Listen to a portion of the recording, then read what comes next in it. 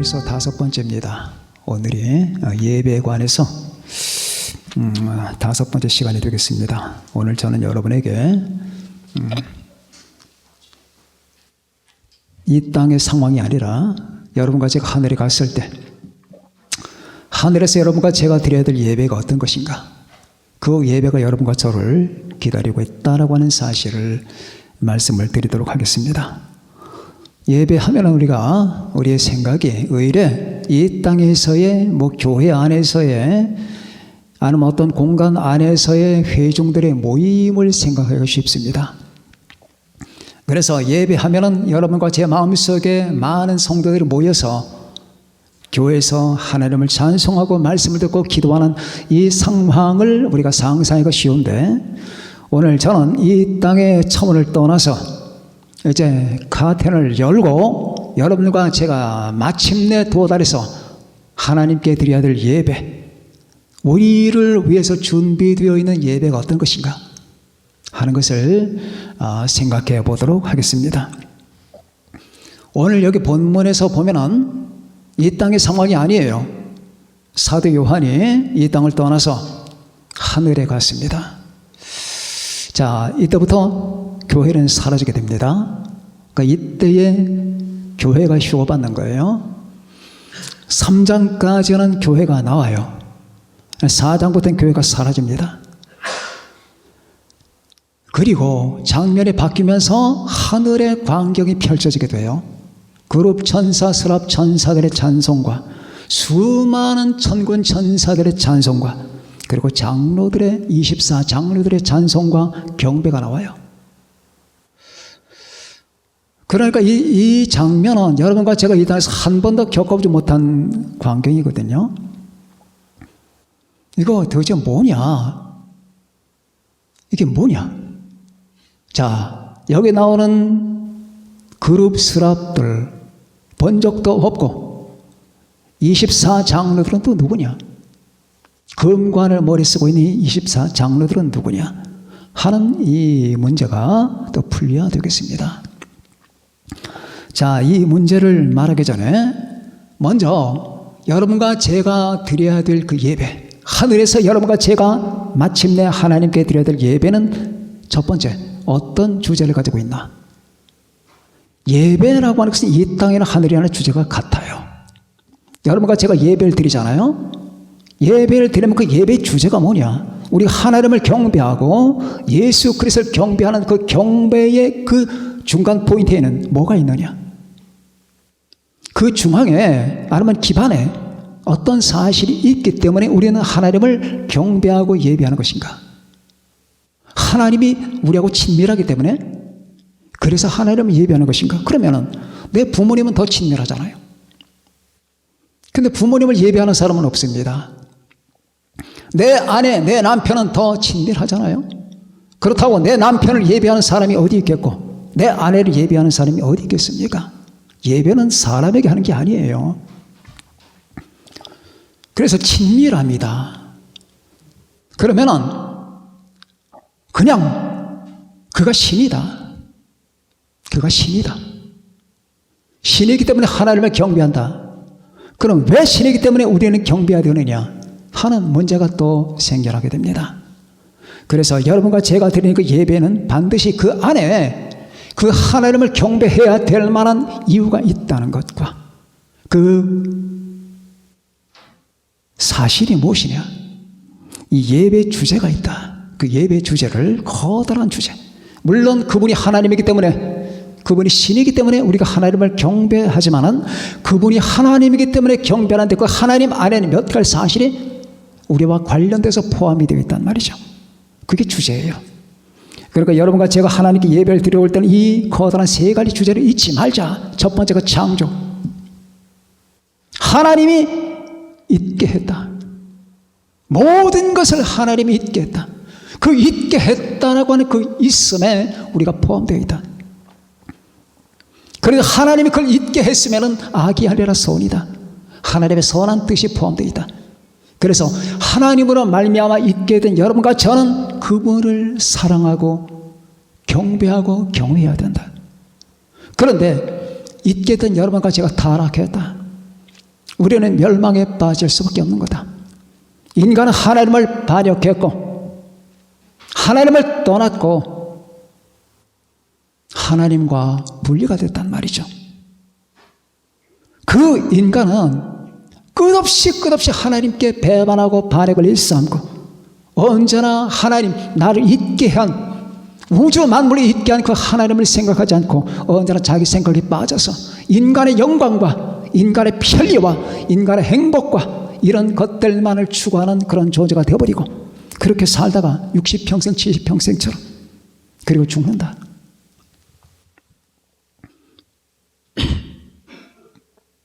오늘 여러분과 제가 들었던 그 이태원 소식까지 불행한 일입니다. 사고를 당한 그분들 안타깝고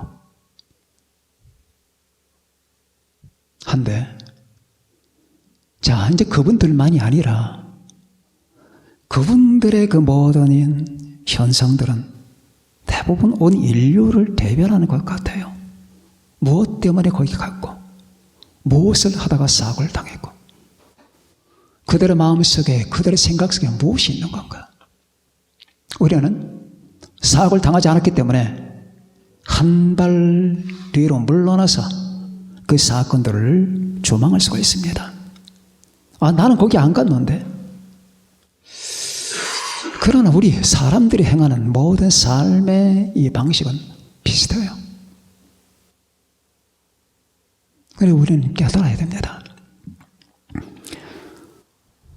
인간은 하나님과 상관이 없는 행동을 한다. 우리 주님과는 관계없는 사고 방식과 존재 방식에 빠져 있다는 얘기죠. 그래서 그들에게는 파멸이 왔고 이 파멸될 수밖에 없는 인간을 건져주고 구원하기 위해서 하나님의 아들이 오셨다. 그걸 우리는 속죄라고 한다.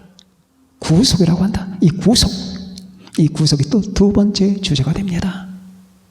그리고 창조와 구속된 것만이 아니라 이렇게 구속받은 백성들이 평생을 살아가는 동안에 하나님의 지키심과 도우심과 공급하심이 있다. 하나님이 온 우주 만물과 우리 인생들을 통치하신다. 사람 가운데서 섭리라고 하는 겁니다. 맞죠? 이 창조와 구속과 그리고 섭리, 이 커다란 주제가 예배 속에 있는 거예요. 이걸 인식하면서 우리는 예배를 드려야 됩니다. 아무 생각 없이 와서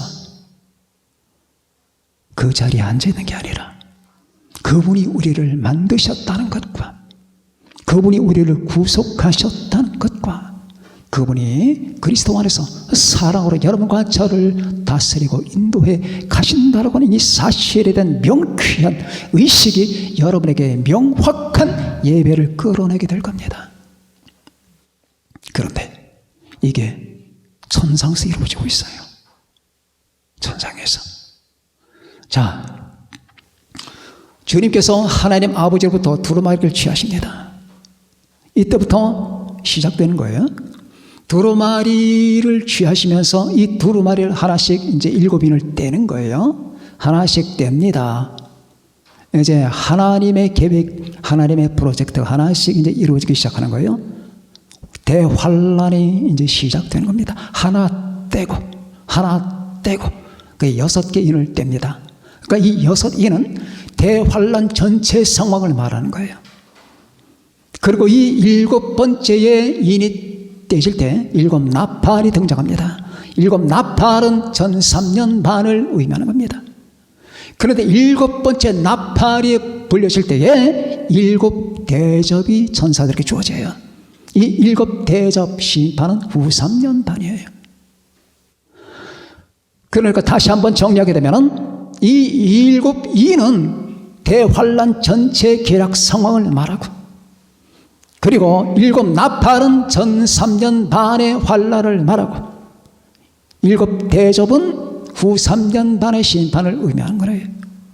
그러면은 이 7인을 떼시기 전에 이 인 뗄 자가 누구냐 하고 묻게 됩니다.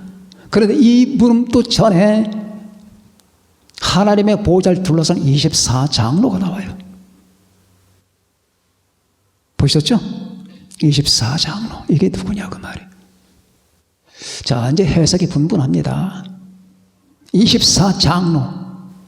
24명의 보좌를 둘러싼 장로, 이게 누구냐? 제가 계시록 강의할 때 설명을 드렸습니다. 잘 기억해 두세요. 해석이 분분합니다. 첫째, 천사는 아니에요. 천사로 해석하는 분들이 있습니다. 천사는 아니에요. 분명히 아니에요. 왜? 천사에게 장로란 이름을 붙인 적이 없어요. 성경에는.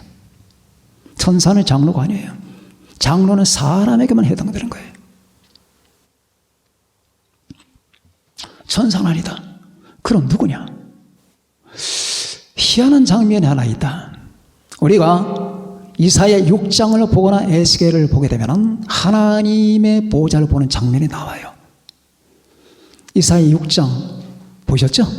제가 인물 설교할 때 이사야 소명받는 장면을 보셨습니다. 그런데 하나님이 나타나요. 제2위 하나님이 나타나십니다. 나타나시는데 그때 스랍 천사가 둘러서 주님을 찬송합니다. 거룩하다, 거룩하다, 거룩하다. 에스겔도 봐요. 똑같은 장면을 봅니다. 제2위 하나님이 나타나셔요. 그 하나님이 나타나실 때에 또 그룹 천사가 또 받들고 있습니다. 밑에는 유리바다 같은 궁창이 보이고요. 그런데 거기에는 24장로가 없어요. 그렇죠? 24장로가 없어요. 그러면 그때 과거에는 24장로가 없었는데 지금은 있다 그 말이에요. 이거 어떻게 해석하느냐? 그러면 과거에는 없었던 어떤 존재가 지금 하늘에 생겼단 말인데 그때 당시에는 없었던 24장로, 그러니까 에스겔 당시와 이사야 당시에 그들이 봤던 환상 속에는 없었던 24장로가 요한계시록에서 요한이 보는 이 장면 속에는 나타났다. 그러면 그 사이에 어떤 사건이 발생했다는 그 말이에요. 그 사건이 뭐냐? 휴거입니다. 휴거. 그럼 24장로에는 자연적인 해석이 나옵니다. 이들은 교회다. 교회가 휴거받아 그 교회에 대표하는 이미지로다가 20에서 장로가 거기 앉아있다. 그리고 주님은 수없이 말씀하셨다. 멸관을 주리라, 금관을 주리라, 이기는 그에게는 내가 생명의 멸관을 주리라, 그런 말씀하셨죠. 그 관을 쓰고 있는 거예요. 이들은 특별히 24명만 그게 거기에 앉아있다라고 보다는 교회 전체를 대변하는 사람들이에요. 아, 맞구나. 그러면은 4장 속에서 4장, 3장이 끝나면 4장이 시작될 때에 거기서 결국 하나님의 교회는 들림받고 그 들림받은 하나님의 교회가 스랍 천사나 많은 천사들과 더불어서 주의 보좌를 둘러싸고 있다. 그럼 해석이 되는 겁니다. 근데 그들이 찬송을 합니다. 예배를 드립니다. 어떤 걸 예비하느냐? 오늘 주제를 말해요. 만물이 주의 지으심을 받았고 그리고 주님의 뜻대로 있었고 두 가지를 얘기합니다. 온 우주 만물이 하나님의 뜻대로 있었고 창조받았고 그럼 있었고라고 하는 건 창조고 지음받았고 하는 건 창조고 있었다. 운영된단 말입니다. 섭리입니다. 그 다음에 천사들의 찬송이 또 나와요. 그 천사들의 찬송 속에는 드디어 본격적으로 어린 양의 피가 나와요. 죽임을 당하신 어린 양은 능력과 부와 지혜와 힘과 존귀와 영광과 찬송을 받으시기에 합당하도다. 어린 양의 피가 또 나옵니다. 그렇죠? 자, 그 두루마리를 취하시며 내 생물과 24장로들이 그 어린 양 앞에 엎드려 각각 검은 거와 향이 가득한 금 대접을 가졌으니 이 향은 성도의 기도들이라. 그들이 새 노래를 불러 이르되 두루마리를 가지시고 그 인봉을 떼게 합당하시도다. 자, 내 생물과 24장로가 동시에 찬양 동시 예배를 드리는 겁니다. 그 내용이 그거예요. 두루마리를 가지시고 그 인봉을 떼기에 당신은 합당합니다. 누구? 예수 그리스도 어린 양을 지금 말하는 거예요. 일찍이 죽임을 당하사 각 족속과 방언과 백성과 나라 가운데서 사람들을 피로 사고, 자, 이제 피가 나오는 거예요. 십자가가 나오는 겁니다. 피로 사서 하나님께 드리시고 그들로 우리 하나님 앞에서 나라와 제사장들을 삼으셨으니 그들이 땅에서 왕노릇하리로다. 이건 분명히 피예요. 십자가, 구속을 말하는 거예요.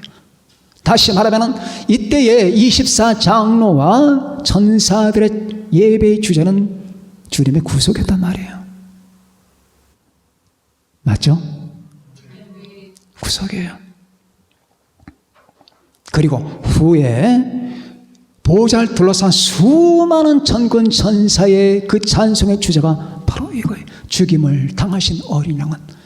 그렇구나. 이게 중요하구나. 죽임을 당하신 어린 양. 야, 사람들의 마음속에는 오만간의 생각이 다 있어요. 어떻게 살까? 어떻게 하면 출세할까? 어떻게 하면 집을 살까? 어떻게 하면 차를 살까? 어떻게 하면 연애를 잘할까? 결혼할까? 아이를 낳고 행복하게 살아갈까? 어떻게 하면 인간관계 잘할까? 어떻게 하면 내가 승진할까? 어떻게 하면 이것저것 할까를 생각하는데 하늘의 사람들에게는 이것밖에 없어요. 어린 양! 죽임을 당하신 어린 양은 이게요. 한번 우리 여러분과 저를 비교해 봅시다. 죽임을 당하신 어린 양은 만물이 주님의 뜻대로 있었고 창조함을 받았나이다. 하나님의 사역과 어린 양의 사역, 그것밖에는 주제가 없단 말이에요. 인간은 주제가 얼마나 많아요. 여러분, 대중가요 한번 들어보세요. 주제가 사랑, 인간의 사랑, 헤어짐, 이별, 뭐 이것저것 많잖아요. 거기 어디에? 어린 양이 어디 나오고 하나님이 어디 나오고, 사람들 모여서 대화하는 거 보세요. 거기 어린 양이 어디 있으며 하나님의 창조가 어디 있고 하나님의 섭리가 어디 있겠냐고요. 여러분과 저는 이걸 닮으면 안 돼요. 여러분과 저의 생활권 속에는 하나님의 창조가 있어야 되고 어린 양이 있어야 되고 하나님의 섭리가 있어야 됩니다. 여러분의 가정도 마찬가지입니다.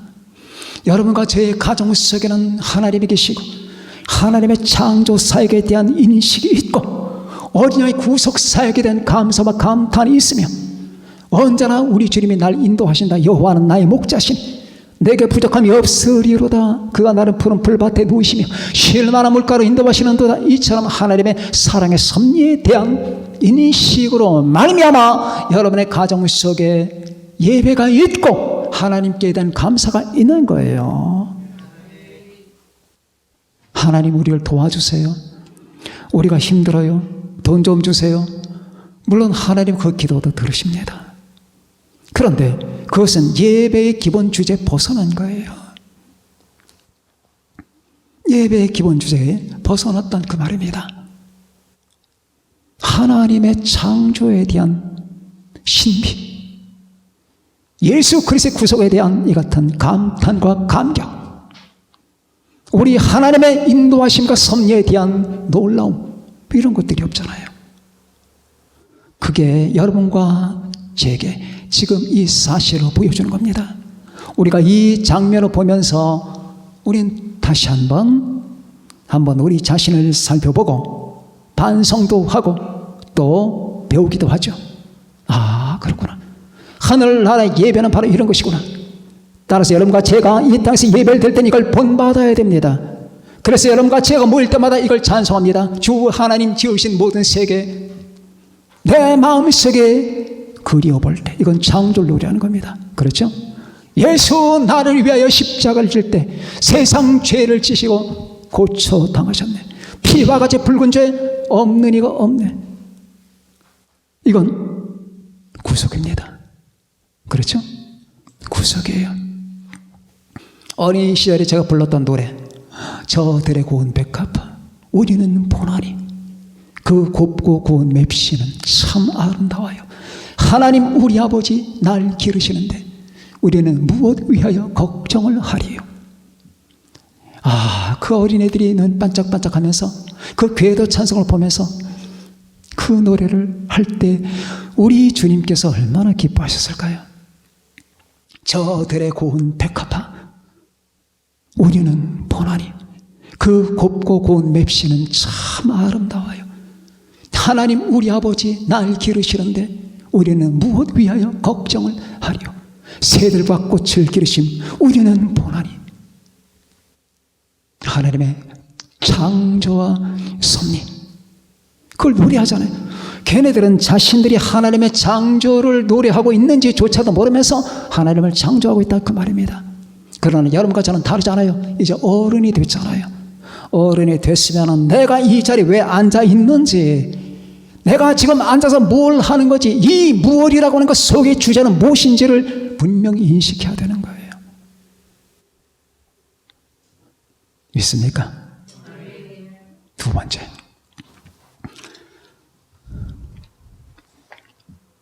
예배 상황을 한번 봅시다. 자, 9절, 4장 9절, 10절 다 같이 한번 읽어봅시다. 시작.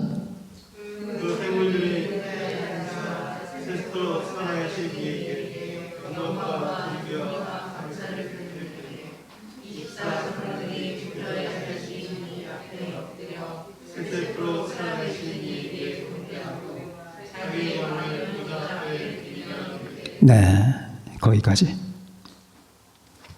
또 5장 8절을 한번 읽어봅니다.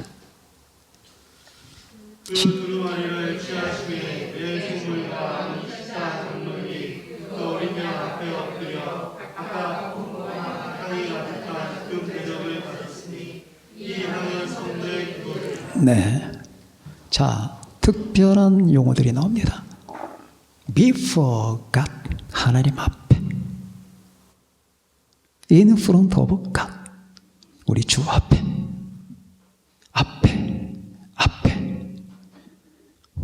보좌 앞에 엎드려.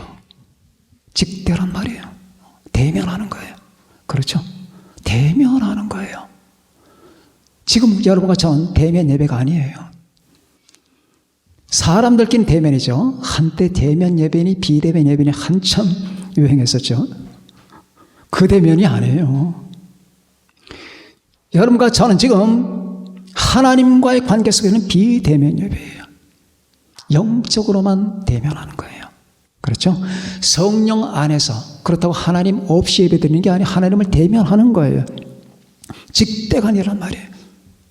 우린 성령 안에서 우리 주님을 대하고 성령 안에서 아버지 하나님을 대합니다. 성령님은 예수님과 아버지 하나님을 우리에게 연결시켜주는 바로 변호사입니다. 보혜사예요. 성령 안에서 우리는 하나님의 임재를 경험하고, 성령 안에서 예수님의 임재를 경험하고, 성령 안에서 하나님을 뵙고, 성령 안에서 우리 주 예수님을 믿으며, 성령 안에서. 자, 그렇지만은 하나님 아버지 우리 예수님을 직대는 아니란 말이에요.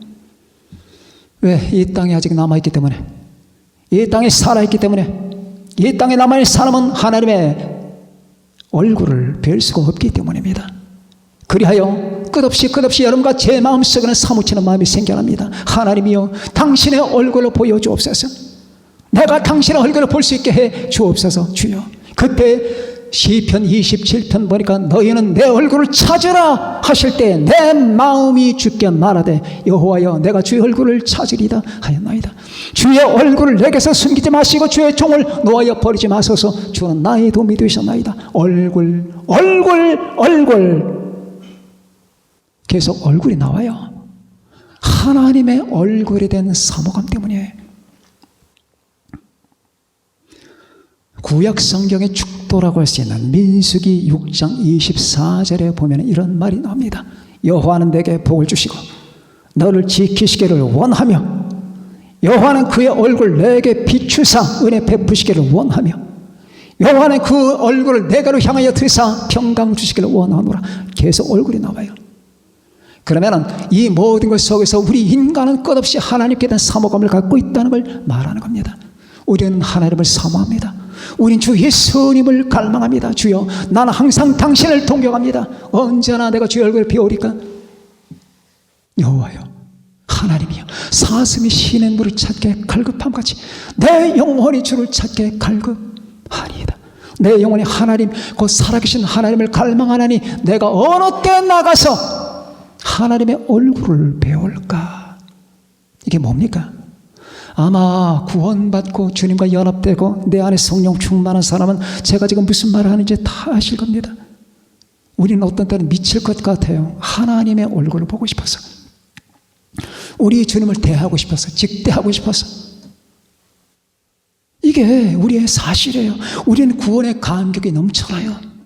우리 주님의 보혈로 말미암아 구원받은 그 구원의 감사, 십자가로 말미암은 우리 하나님의 구속의 내게 대한 적용, 무한히 감사하죠. 죄에서 구원받아, 마귀에서 구원받아, 죽음에서 구원받아, 지옥에서 구원받아, 주님의 피로, 주님의 은혜로 십자가로 말미암아 우리가 주님과 연합이 됐다, 그 말입니다. 우리는 영원토록 그 십자가 앞에서 무릎을 꿇고 하나님을 경배합니다. 그 구원의 감격이 넘쳐나잖아요. 넘치는 구원의 감격이 있건만은, 그런데 저 반대편에서는 미칠 것 같아. 왜? 갈급함 때문에, 갈망 때문에. 당신을 갈망하는데 속 시원해질라나 아침마다 밤마다 기도하는데 내가 무릎을 꿇고 하나님께 간구하지만은 간구할수록 이 갈망감은 더 커지네. 웬일인가? 이게 사랑하는 사람의 특징이거든. 하나님을 사랑하는 사람은 사랑할수록 미칠 것 같은 거예요. 사랑할수록 시원해지는 게 아니라, 왜? 사랑의 속성이 그런 거거든. 계속 끌고 들어가는 거예요. 이 조그만 사랑이 크게, 더 크게 넘치게 되는 거예요.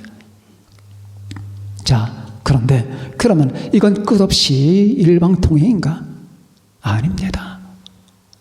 우리가 주님을 만나는 날이 있습니다. 여러분과 제가 주님을 대하는 날이 올 겁니다. 이 땅을 떠나 우리 주님이 여러분과 저를 데리러 오셨을 때에, 혼인식이 이루어질 때에, 자, 다시 여러분 복습합니다. 휴거 개념에 관해서 모르는 분들이 계시다면 잘 들으세요. 우리가 예수 그리스도를 믿고 연합하는 것을 상징적인 메타포로 여러분 혼인이라고 합니다. 결혼.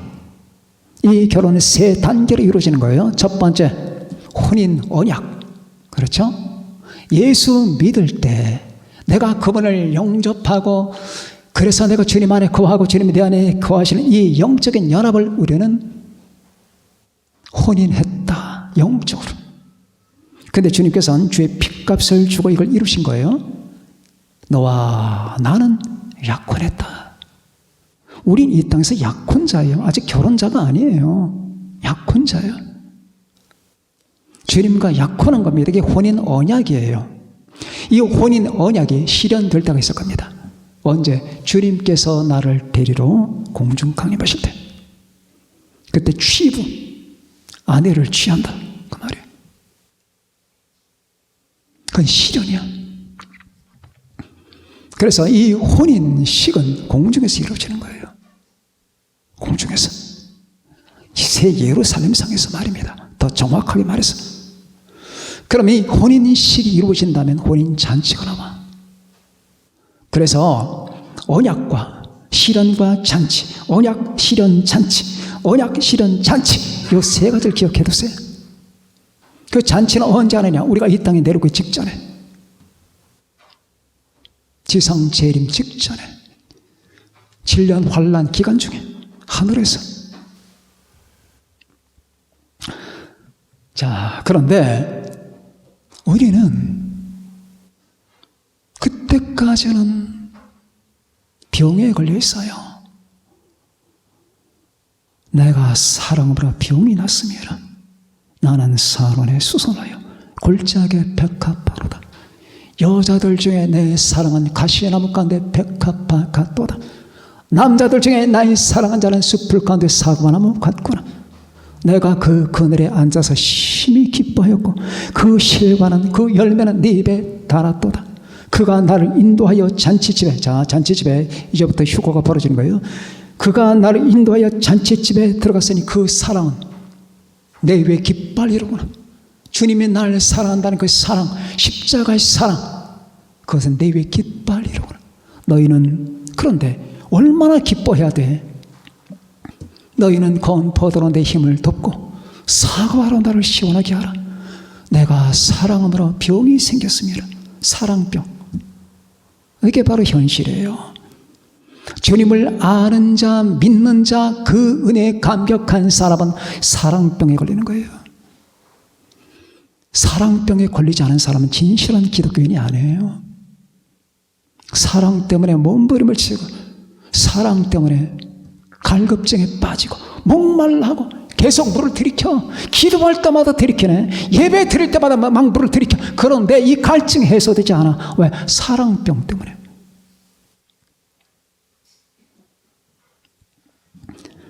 이게 언제 해결되느냐? 주님을 볼 때.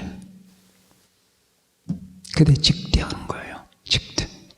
대면 예배예요. 대면 예배. 그때 우리가 주님을 대면하는 겁니다. 아, 당신이었군요. 당신이 나의 주님이었군요. 내가 수 없는 시간 동안 대면했던 당신, 성령 안에서 대면했던 당신이 바로 당신이었군요. 대면하는 거예요. 자, 그 앞에 엎드려. 이 24장로들과 천사들이 그 앞에 엎드린 거예요.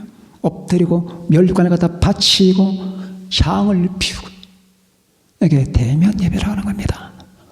하늘에서 여러분과 저를 기다리는 예배는 바로 이 대면 예배입니다. 우리는 그때 하나님을 만날 겁니다. 우리는 그때 주 예수님의 얼굴을 직대하게 될 것입니다.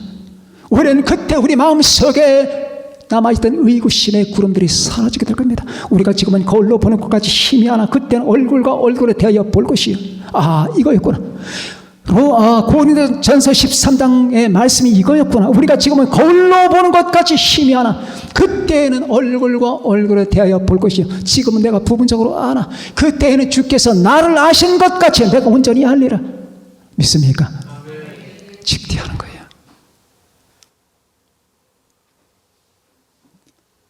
감격스럽지 않습니까? 말로만 듣던 바이칼 호수를 제가 직접 눈으로 봤을 때, 제가 시베리아에 떨어지는, 여러분과 함께 떨어지는 그 시간은 밤이었습니다. 새벽 2시, 4시였던가. 그래서 바이칼 호수는 보지 못했지만, 근데 가서 직접 봤잖아요. 시베리아의 푸른 눈, 바이칼. 시베리아의 푸른 눈, 바이칼. 제주도 17배. 엄청난 넓이의 호수를, 누가 호수라고 하겠습니까? 바다라고 하겠죠. 바이칼은 정말로 아름다워요. 정말로. 그런데 그림으로 보고 사진으로 보잖아요. 그것도 보는 거예요. 복사판을 보는 거니까. 그러나 실물을 대하는 것만큼 하겠습니까? 실물을. 우리가 주님을 대하잖아요. 복음을 통해서 주님을 대합니다. 기도 속에서 하나님의 성령을 통하여 주님을 대합니다. 그러나 이것은 직대가 아닙니다. 성령으로, 영적으로 대하는 겁니다. 마침내 우리는 하늘에서 주님을 직대하게 될 겁니다. 그래서 여러분 데살로니가전서 4장에 이렇게 말합니다. 그리하여 우리가 주와 항상 함께 있으리라. 그리고 여러분과 제가 그 감격에 못 이겨서 성삼위 하나님을 찬송하는 장면이 여기에 미리 나타난 겁니다. 여러분 기다리시길 바랍니다. 기다리시고 준비하시고, 그리고 감사하시고, 내가 감히 이 모임에 참여할 수 있다는가, 온 우주 만물이 감격하여 가슴 떨리어 하는 이 같은 그 모임 속에 내가 서 있다라고 하는 사실, 이걸 미리 보여주는 겁니다. 여러분과 저는 이 24장로의 모습을 통해서 자기 모습을 봐야 돼요. 여기 여러분이 있는 거예요. 24장로가 야, 이분들 참 좋겠구나. 그게 아니라 그게 여러분이에요. 미리 하나님이 보여주시는 겁니다. 이 같은 감격과 믿음을 잃지 않고 사는 여러분과 제가 되시길 바랍니다. 이 땅에 사는 동안에 여러분 이 예배를 잘 기억합시다. 그래서 저는 5시간 동안에 이 예배에 관해서 말씀을 드렸습니다. 이제 마침내 이 모든 예배를 총정리해서 마침내 여러분과 제가 도달할 그 나라, 그리고 여러분과 제가 드려야 될 그 예배가 어떤 것인가를 우리는 미리 성경에서 보았으니까 이 땅에 살아있는 동안에 항상 예배에 대한 이 정확한 마음가짐을 가지시고 우리 하나님 앞에 온전한 마음과 자세를 가지고 예배를 드리면서 우리 주 하나님을 영화롭게 하는 여러분과 제가 되십시다. 기도합니다. 다 같이 우리 말씀을 생각하시면서 기도합니다.